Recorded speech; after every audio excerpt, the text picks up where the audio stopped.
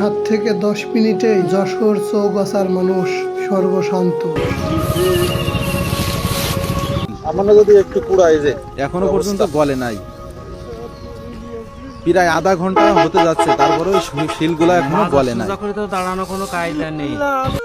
গতকাল যশোর চৌগাছাতে 7 থেকে 10 মিনিটের মতো মুষলধারে শিলাবৃষ্টি হয়। এই শিলাবৃষ্টির ফলে ধানের জমির প্রচুর ক্ষয়ক্ষতি হয়। যেগুলো ধান কাটা ছিল, সেই কাটা ধানগুলোর ওপরও শিলাবৃষ্টি পড়ে সেগুলো একেবারে জমির সাথে মিশে গেছে। আর যেইগুলোতে এখনো পর্যন্ত ধান কাটা হয়নি, ভিডিওতে দেখতেই পাচ্ছেন, এইগুলোর একটাতেও শীষ নেই। মাথায় ধানের যে শীষ হয়, সেই ধানের একটাতেও শীষ নেই, কোনোটাতে ধান নেই।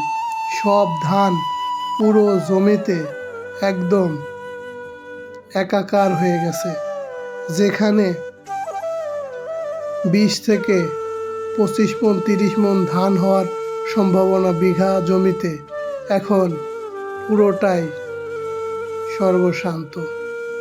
এই পরিস্থিতিতে তারা কিভাবে নিজেকে সামাল দিবে? দেখুন, একটা আটিতে জাস্ট উপরে তুললাম, কি পরিমাণ ধান নিচে পড়ে আছে।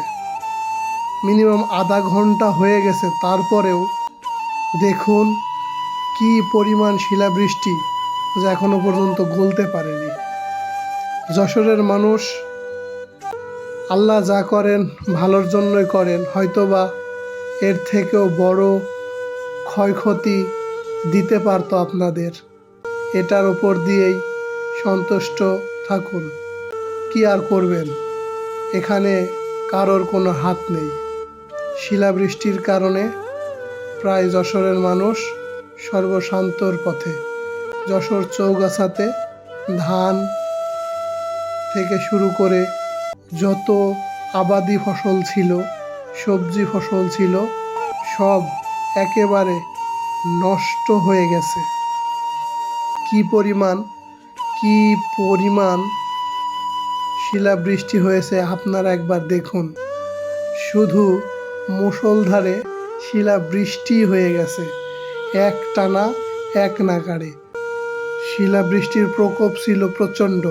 মানে কোনো একটা ধানের আপনারা দেখতে পাচ্ছেন ভিডিওতে, ধানগুলো সব পানির সাথে মিশে গেছে।